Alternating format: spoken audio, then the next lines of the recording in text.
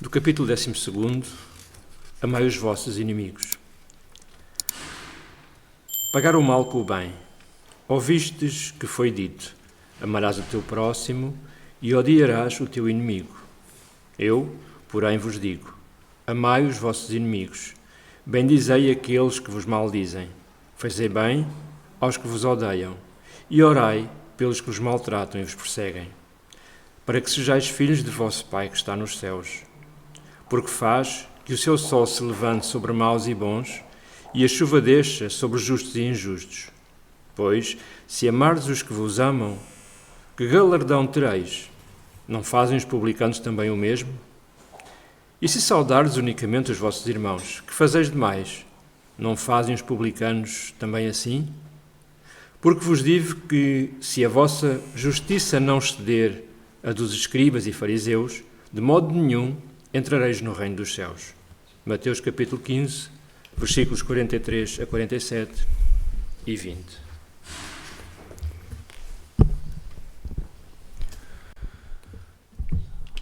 Jesus, com os seus ensinamentos e, sobretudo, com o seu exemplo, o testemunho que nos deixou com a sua vida, trouxe-nos uma referência diferente sobre o que é o amor de Deus.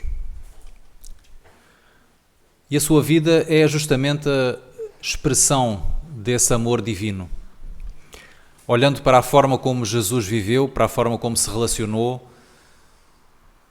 com aqueles à sua volta, seja os seus discípulos mais próximos, seja aqueles que no final o prenderam e crucificaram, nós vamos em cada lance da vida do Mestre encontrar uma personificação ou uma demonstração do que é o amor divino.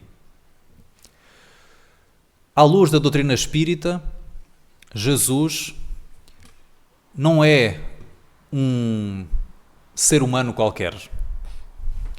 Não é nem sequer mais um profeta como houve outros. Não é mais um mestre. É o tipo mais perfeito que Deus ofereceu aos homens para lhes servir de modelo e guia. Ou seja, partindo do princípio que todos nós somos espíritos imortais em processo de evolução, Jesus é o espírito mais evoluído que já pisou a face do planeta. É o espírito mais puro, mais adiantado do ponto de vista intelectual, do ponto de vista moral, e que conduz, em nome do próprio Criador, os destinos da nossa coletividade do ponto de vista espiritual. Então, neste sentido, ele é o guia, porque é ele que nos conduz. É o guia porque ele já conhece o caminho. As aprendizagens que nós estamos a fazer hoje, Jesus já as fez há milénios.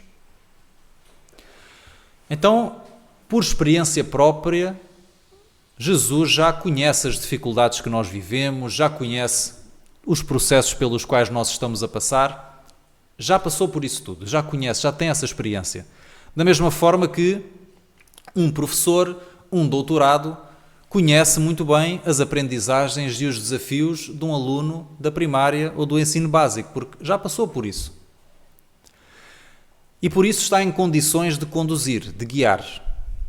Mas ele também é o modelo, na medida em que representa aquilo que nós um dia seremos à medida que nos formos aperfeiçoando. Então, olhando para Jesus, nós ficamos a saber o que é um espírito puro. E se todos nós estamos a caminhar para espírito puro, para nos tornarmos espíritos puros, então nós vamos ser semelhantes ao Cristo. Ele é o modelo neste sentido. E diz-nos Emmanuel que Deus ofereceu Jesus para nos servir de referência para conhecermos o que é o amor divino. Porque todos nós temos alguma experiência com o amor. Todos. Todos nós conhecemos um pouco do que é o amor. Todos já sentimos, já vivemos algo aproximado. Mas nenhum de nós ainda conhece e vive o amor na sua expressão mais plena, divina. O amor de Deus. Porque o amor de Deus é o amor superlativo. É o amor perfeito. É o amor absoluto. É o amor incondicional. O nosso amor ainda é um amor limitado. Ainda é um amor relativo. Ainda é um amor condicional. Por isso nós amamos a uns mais do que a outros. E mesmo a esses, podemos amá-los mais num dia do que noutros.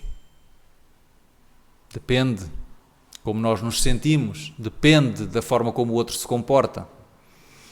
Então o nosso amor ainda não é, a expressão do nosso amor não é constante. Varia. Há dias em que nós acertamos e somos capazes de fazer coisas fantásticas pelo nosso semelhante, pelos nossos familiares, pelos nossos colegas de trabalho. Outros dias nós não estamos para aí virados. Então o nosso amor ainda oscila muito. Há dias em que estamos cheios de compreensão, cheios de tolerância. Há outros em que nós não temos tolerância nenhuma. Não é? Então esse é o amor humano. É o amor imperfeito. É o amor incompleto. Quando falamos de Deus, estamos a falar de outra coisa. Porque Deus, sendo perfeito, sendo infinito, sendo a causa de todas as coisas e sendo imutável, como nos coloca Allan Kardec no seu diálogo com os Espíritos, no início do Livro dos Espíritos, o seu amor não se altera. Porque se o próprio Deus não se altera, o seu amor também não se altera. É constante, é imutável e, portanto, não tem condições, não tem variações. E por isso o Espírito Emmanuel, através de Francisco Cândido Xavier, vai nos dizer que Deus ama o verme tanto quanto o anjo que o representa junto ao verme. Para nos dizer o quê? Que para Deus, anjos e vermes têm a mesma importância. Têm o mesmo valor. O seu amor por um e por outro é exatamente igual.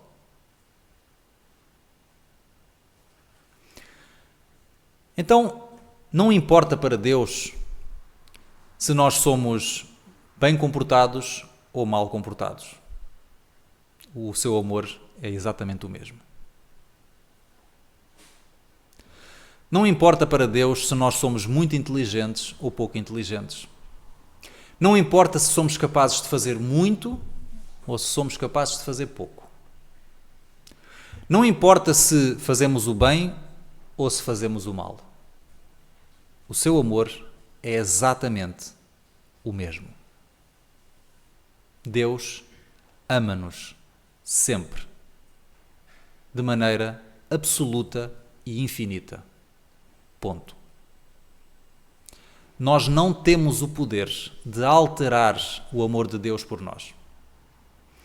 Porque o seu amor por nós não depende de nós, depende dele. Depende da sua natureza divina. E Jesus traz-nos exatamente, ou melhor, Jesus personifica este amor.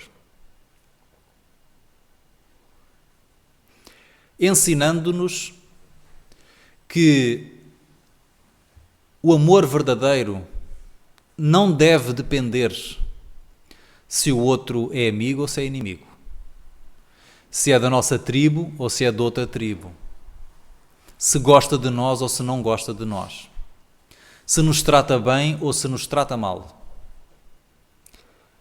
E por isso nos disse: os antigos vos disseram, olho por olho, dente por dente. Amai os amigos, amai quem vos faz bem e odiai os vossos inimigos. Eu, porém, vos digo, amai os vossos inimigos.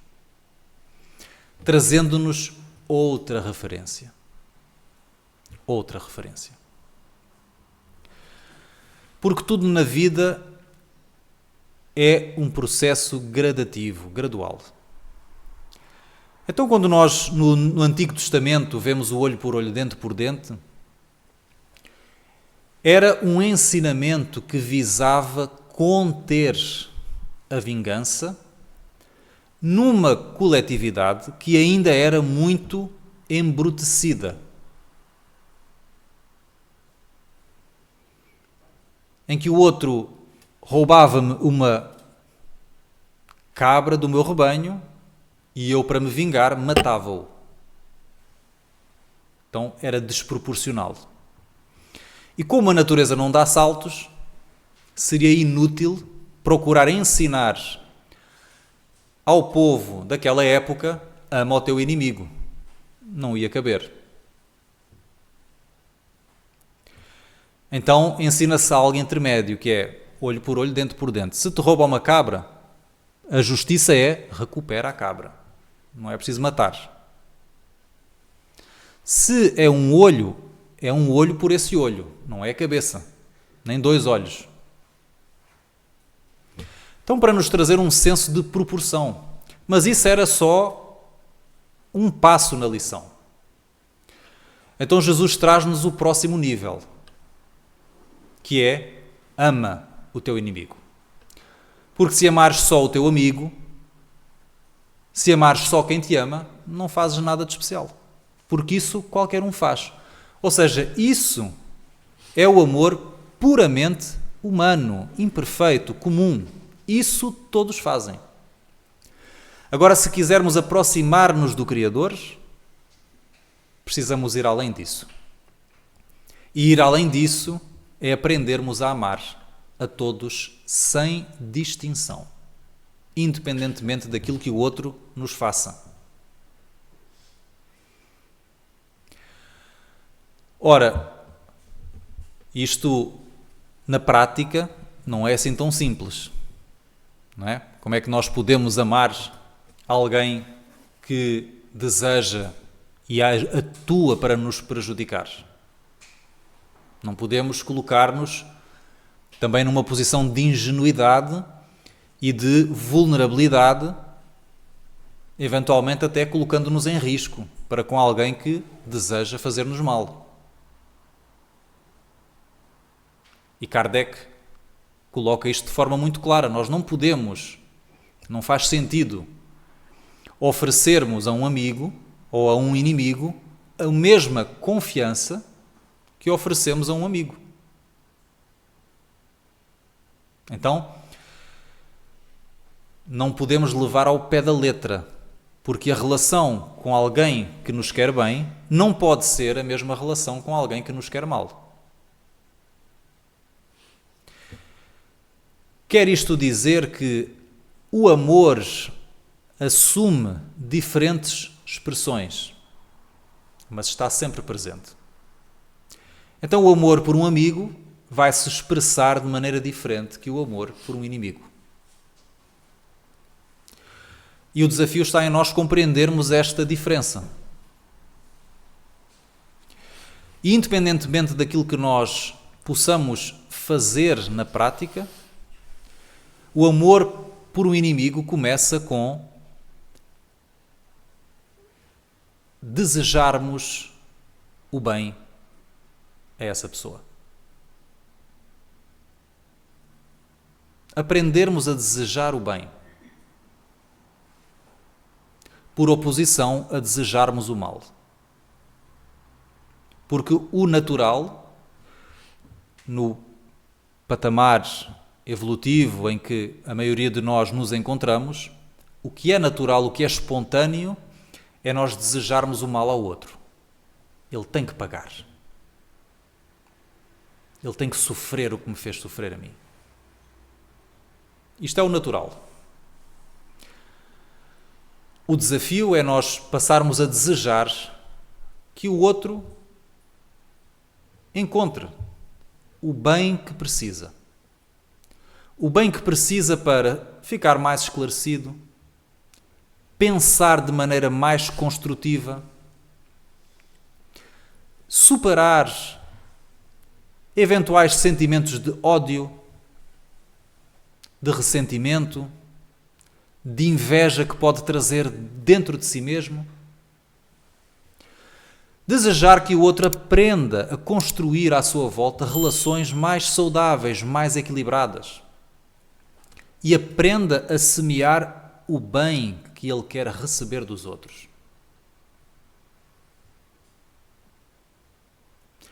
Porque isto é o que Deus deseja para eles, assim como para nós. Porque Deus não visa punir aquele que erra, não visa castigar aquele que não ama ou aquele que prejudica os outros. A lei de Deus visa corrigir e recuperar.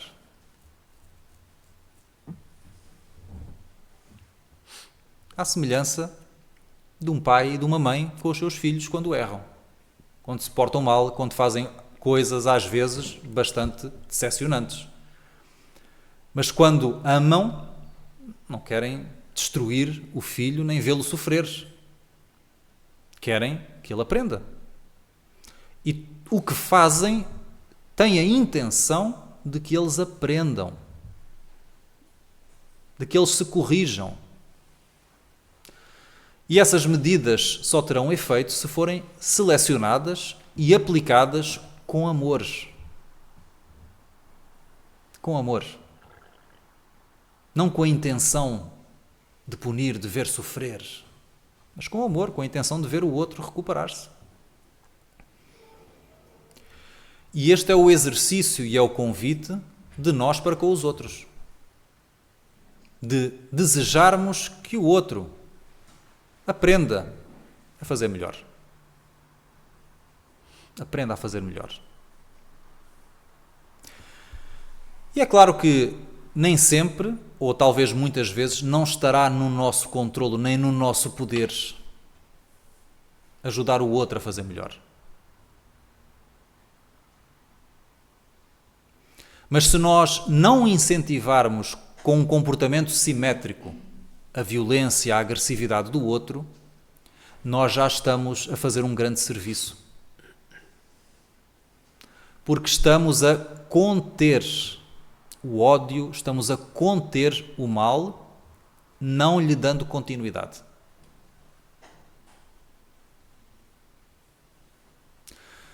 Porque se nós respondemos à bofetada do outro com outra bofetada e entramos num comportamento simétrico,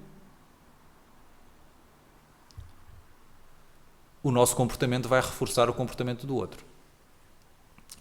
E vai se perpetuar até que um decida parar.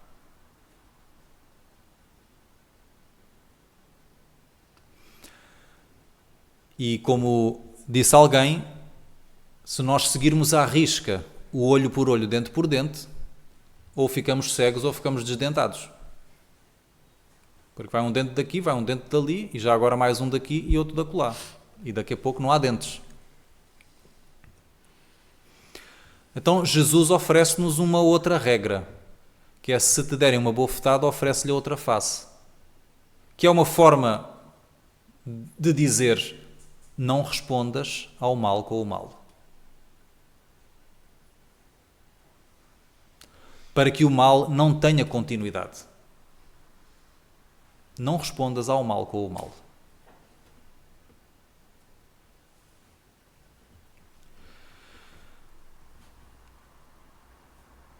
Se nós não respondermos ao mal com o mal, o mal fica com quem o pratica. Termina ali. Fica com quem o pratica. Se nós respondermos, o mal continua, permanece. E infelizmente, nós, de uma forma geral, onde eu também me incluo, temos ainda tendência para confiar mais no mal do que no bem. E por isso entramos facilmente neste comportamento. Temos tendência a confiar mais no mal do que no bem.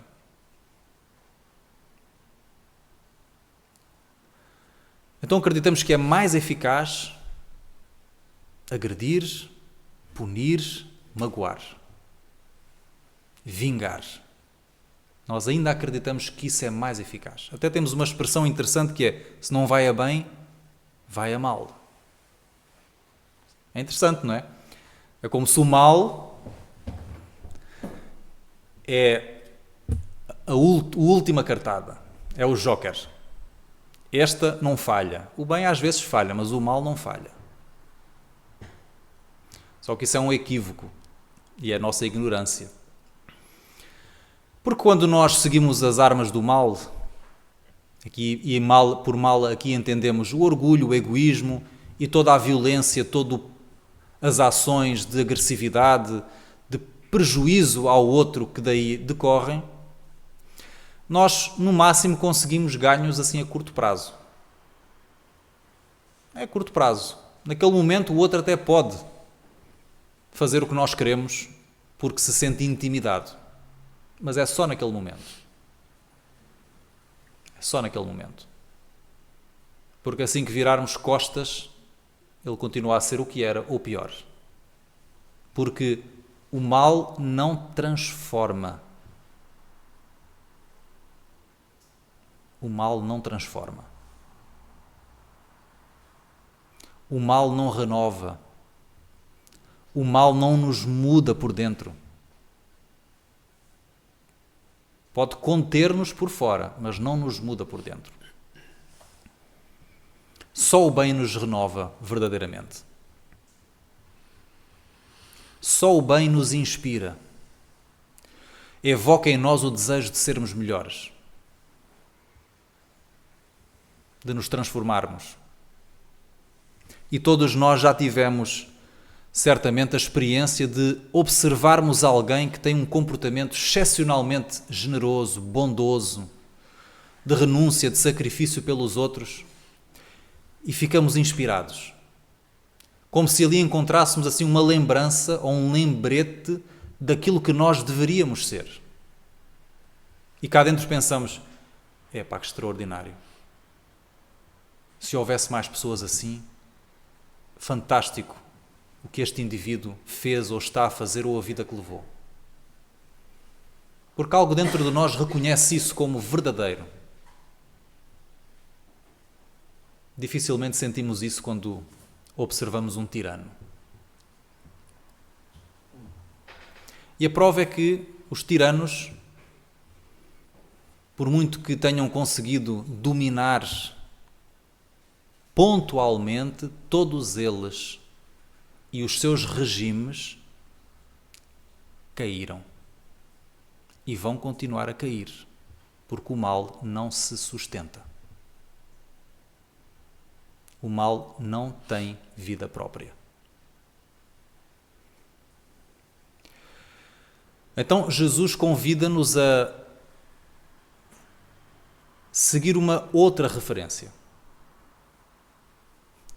Na forma como nós lidamos com a ignorância, lidamos com a maldade, lidamos com a imperfeição do outro.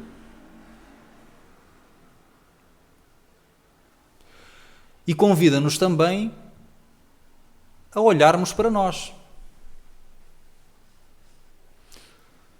Porque nós não somos assim tão diferentes dos outros que andam à nossa volta. Porque aqui neste planeta somos todos espíritos imperfeitos.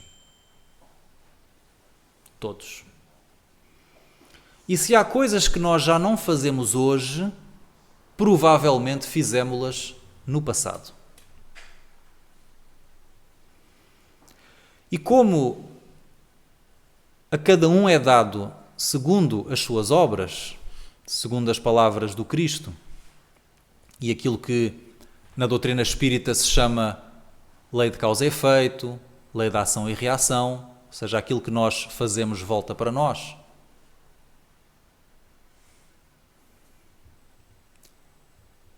Aqueles que hoje nos trazem prejuízos, ódio, rivalidade, etc., não é por acaso.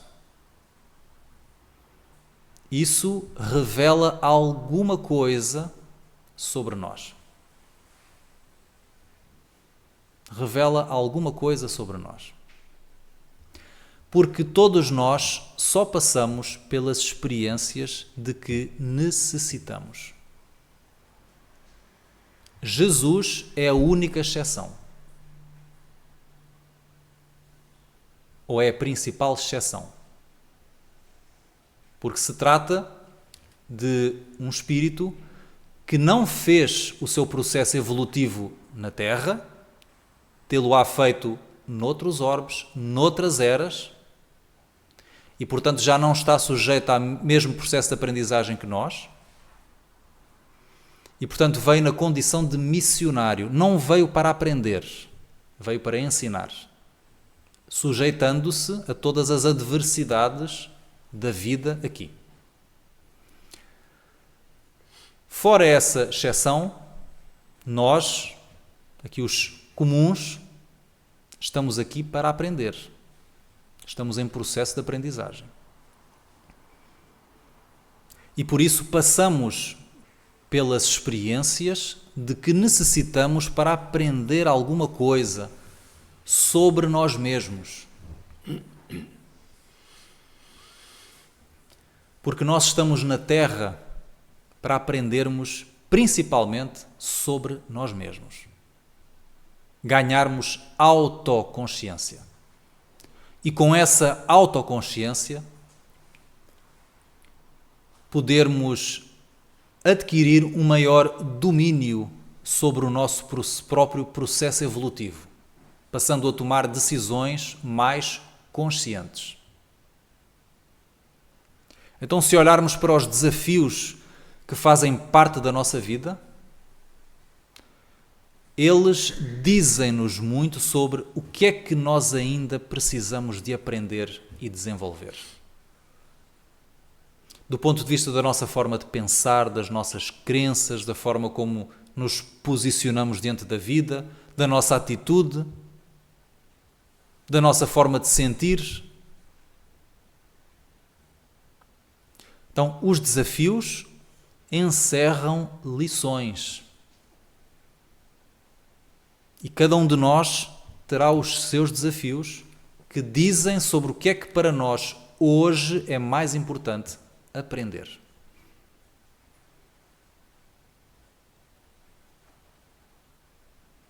Por isso nós olhamos para a vida de alguém ao nosso lado e vemos, eu não estou a passar por aquela experiência. Porquê? Porque provavelmente nós ou não temos nada para aprender com aquela experiência, ou simplesmente não é o momento de fazermos aquela aprendizagem.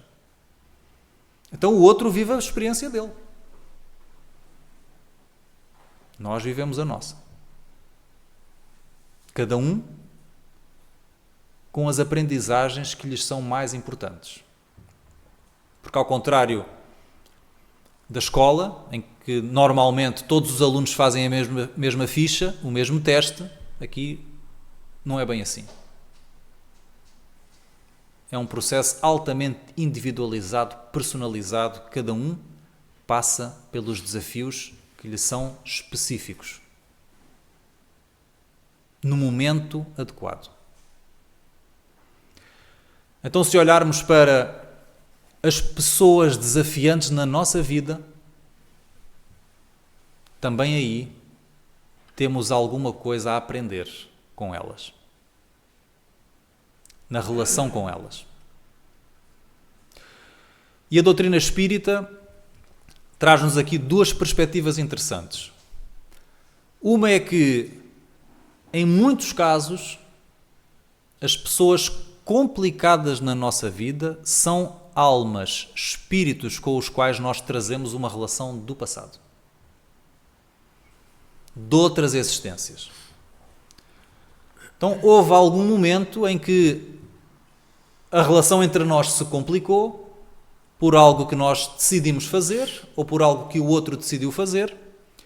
Criámos um prejuízo no outro e é da lei de justiça que todo o mal que nós praticamos seja reparado pelas nossas próprias mãos.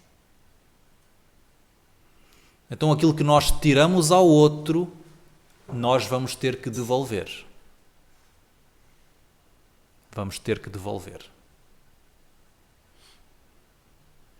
Como disse Jesus, tudo será pago até ao último ceitil. Tudo. Não é como aqui, em que alguém causa um delito e depois, quando é a altura de ressarcir, bom, agora já não tenho com que pagar. E o outro fica sem nada. E embora o que causa o delito seja punido de alguma forma, a verdade é que o mal que ele causou não é reparado. Essa é a nossa justiça ainda imperfeita. Mas Deus tem outros recursos. Outros recursos. Então, se não podes reparar hoje, nesta vida, não faz mal. Temos a próxima encarnação. Vão vir juntos e aí vais ter a oportunidade de reparar. Temos a eternidade pela frente. Então, por exemplo, se alguém tira a vida ao outro, não há como lhe devolver a vida nessa mesma existência. Mas poderá, para reparar o mal que fez, voltarem os dois numa existência futura em que aquele que tirou a vida agora vai dar a vida através da paternidade. E vai receber na sua própria casa o inimigo que ele no passado violentou. Alguém que tirou ao outro uma fortuna poderá no futuro recebê-lo como filho ou como neto, para que ele seja herdeiro e assim recupere a fortuna que lhe foi tirada.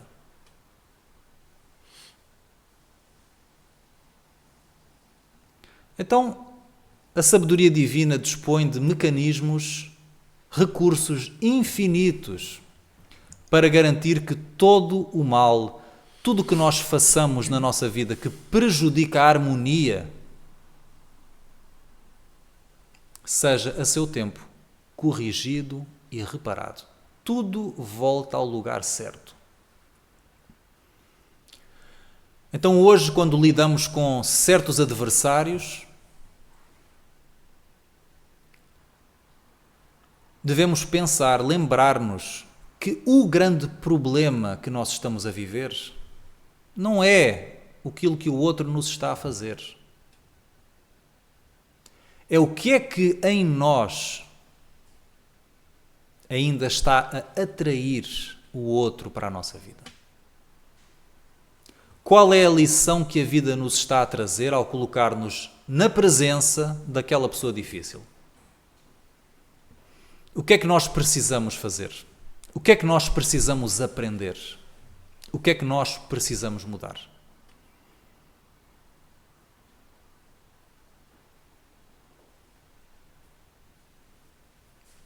Então, no fundo, os adversários, os inimigos, convidam-nos a uma luta que não é com eles, é conosco. É conosco.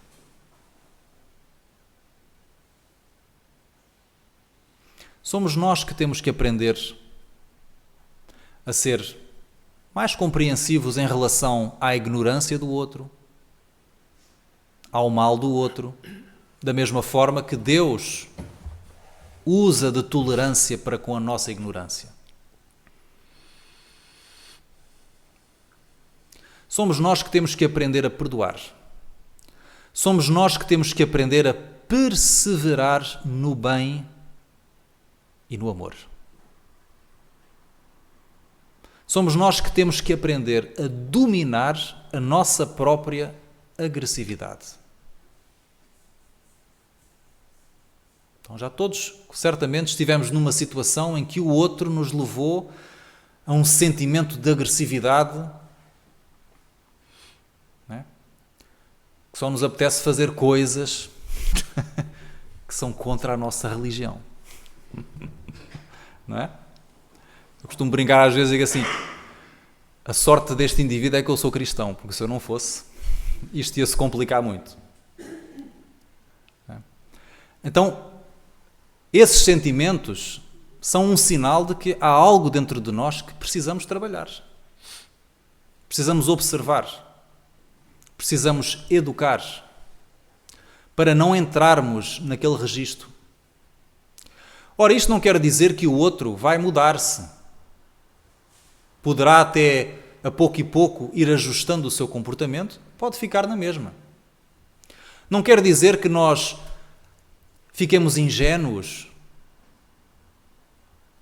e nos coloquemos assim, de peito aberto, para o outro fazer o que quiser. Não, porque faz parte da sabedoria das relações sabermos colocar os nossos limites, saber expor a nossa intimidade às pessoas certas, saber quando dar confiança, quando não dar confiança. Isso faz tudo parte.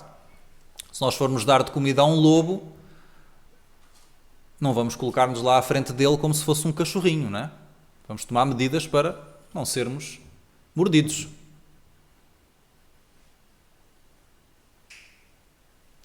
Mas isso não quer dizer que nós tenhamos ódio pelo lobo. Simplesmente aprendemos a lidar com aquele temperamento de uma forma sábia, sensível. E vamos aprendendo como ajudar quem. O que é que nós podemos fazer por esta pessoa? E o que é que de facto não podemos fazer? Então, de que forma é que nós podemos não colocar-nos em determinadas situações com o outro?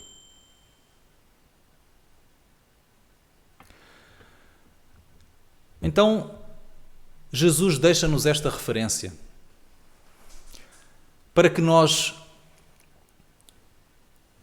nos lembremos e mantenhamos presente que o nosso principal desafio é connosco. É connosco. Que o outro, seja ele quem for e faça ele o que fizer, é profundamente amado por Deus. Infinitamente amado por Deus. E que o nosso dever, o convite que Deus nos faz, não é para nós perpetuarmos o conflito que existe entre nós.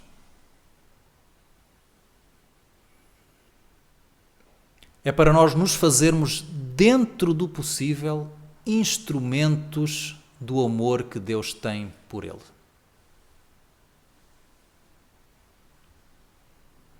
E isso é profundamente desafiante. Profundamente desafiante. Mas é justamente por isso que nós estamos aqui. Para as lições mais desafiantes. Se fosse fácil, não precisávamos de passar por isso. Então passamos por isso justamente porque é difícil. Para nós desenvolvermos este cabedal moral e aprendermos a cultivar o pacifismo na relação uns com os outros e não permitirmos que a ferocidade do outro altere quem nós somos. Não permitirmos que a brutalidade do outro, muitas vezes, altere quem nós somos. Porque o outro é quem é. Nós temos o poder de decidir quem é que nós somos. E a verdadeira força está em nós permanecermos quem nós queremos ser em qualquer circunstância. Então, o grande desafio daquele que deseja ser bom é ser bom na presença do mal. É ser amoroso na presença do ódio. Esse é o desafio. É nós permanecermos firmes nos nossos ideais, nos nossos valores e não nos vergarmos a outro tipo de posturas que já não nos convêm e já não são coerentes com quem nós queremos ser. Esse é o desafio. Estamos aqui para aprender. É difícil. Ninguém acerta de um dia para o outro, nem ninguém acerta sempre de um dia para o outro, mas estamos aqui para procurar acertar e, errando, teremos novas oportunidades até que um dia aprenderemos a amar, a perdoar, seja a quem for, com a maior espontaneidade, porque tudo é uma questão de treino, de repetição e de condicionamento. Então que Jesus continue a inspirar-nos para que nós encontremos em nós mesmos a força, o bom ânimo para colocarmos cada vez mais em prática os seus ensinamentos. Muita paz.